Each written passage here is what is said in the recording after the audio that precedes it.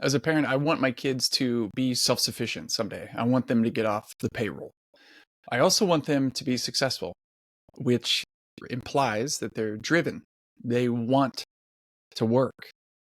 And I want them to wake up with purpose. I want them to push through hard things. I want them to build a life that means something, not just pays the bills, not just is secure and stable. But here's the part that trips us up as we try to guide our kids towards making choices for their future.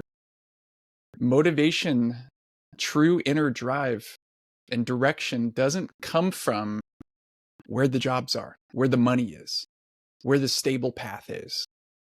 Direction doesn't come from looking in their past and seeing their achievements and saying, you must be good in a math field because you've had good and high math grades.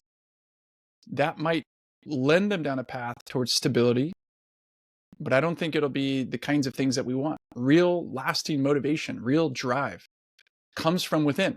When a kid can connect who they are to something that they care about.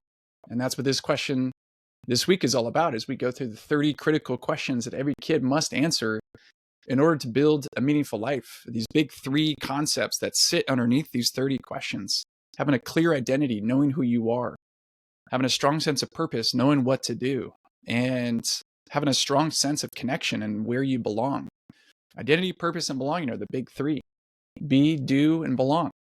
In this one, as we look at what to do, the question pops out when you ask your kids this: what problem do you want to solve with your life?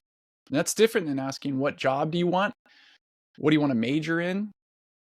And rather, it sends them down a path to consider how they're wired in terms of their core frustrations, their irritations. That's the clues and the keys to unlock where their direction is. For me, the path that I was on was stability, security, responsibility, making good money, going into finance. It was a story that I created when I was a teenager to resolve all the anxiety I felt about what to do with my life and future. And the problem was I had a dream predicting my life 20 years in the future, and I could tell that dream led to a nightmare spot, a life that I didn't want to live, a life that I couldn't wake up for because I didn't have any desire to. And so the fortunate part of that dream was it happened when I was 20, not when I was 40 or 50. And I got to have my own little midlife crisis before I even got to start my life. And the question, I think, as it relates to drive and persistence and what's going to wake your kid up in the morning with a sense of I get to do this, is not about what they should do. That's not how we help guide our kids. What you should do, where the jobs are headed, where the majors make the most money. They find it by discovering what they care enough to act on, to strive for, to even suffer for. Asking that question, what problems do you want to solve? It actually taps into intrinsic motivation, internal desire to do something meaningful, even when it's hard. That kind of motivation is different than extrinsic motivation. This kind of motivation builds grit, persistence, focus, follow through, because it's not about chasing what's at the end of it. It's about pursuing something that matters to you at your core. This tied directly to self-determination theory, where this concept tells us that we do well when we have our core psychological needs met: autonomy, competence, and connection. Very similar to the same 3 that we talk about in youth school. Autonomy, I chose this. Competence, I can do this. And connection, this impacts others. Asking a kid what problem they want to solve with their life helps them find answers to those 3 core psychological needs. It helps move them from being a passive participant where life is just happening to me. That's where the jobs are. I guess I got to go there. That's what people expect from me, so I guess I got to do that. That's life happening to you. This helps them move to purposeful action because it gives them a path, not because they're supposed to, but because they want to. When kids don't reflect on the problems they want to solve, they tend to follow the crowd, chase approval, and get burnt out chasing things that don't actually matter to them. like safety and security. But when they can name something that frustrates them, like truly frustrates them, I've run this exercise with not underestimating hundreds of students.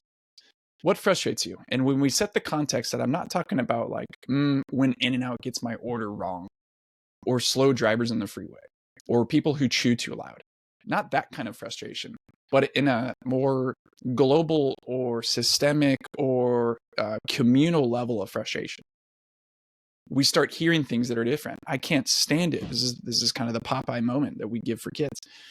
I can't stand it when someone feels like they're overlooked. I can't stand it when someone makes a decision that harms someone that doesn't have any power or voice. I can't stand it when things aren't run efficiently. I can't stand it when someone doesn't do their part.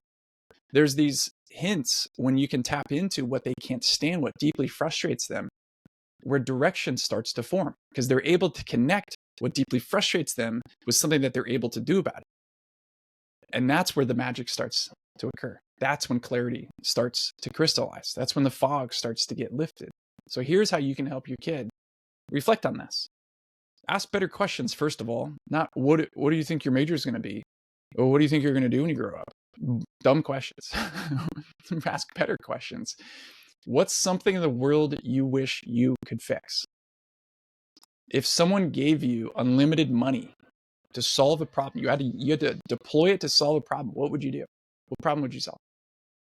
Pay attention to what frustrates them. Look for frustration as a clue. Pay attention to it. Look for threads and themes.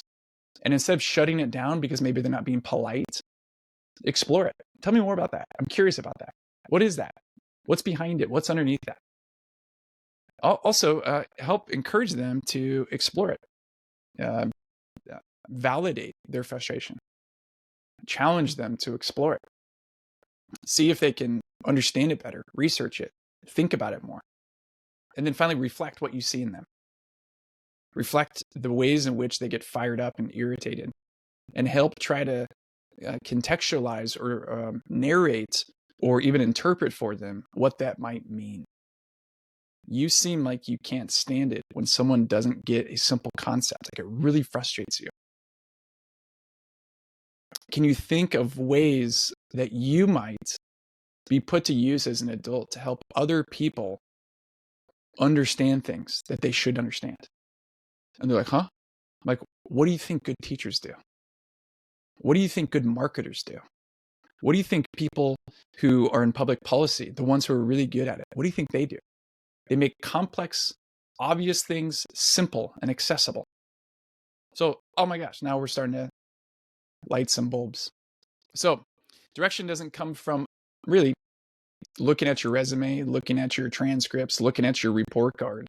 Direction doesn't come from looking at the latest list of the highest paying jobs and the highest paying majors and which major has the highest number of percentage of students who get jobs within 6 months after graduating from college. That's all boring stuff. Direction comes from within. When a kid starts to care about something enough to do something about it. And you can guide them to figure out what the options are, especially if the obvious ones are, they'll make enough money to pay the bills. Help them have a greater imagination and creativity for what they can do. Then step back, let them think. But continuously come back to, what problems do you want to solve? That's how kids grow into driven, persistent, and fulfilled adults on their terms with their values. We have a bunch of articles about this on our website, theuschool.com/blog, and other podcasts that we have done as well. Look forward to seeing you soon.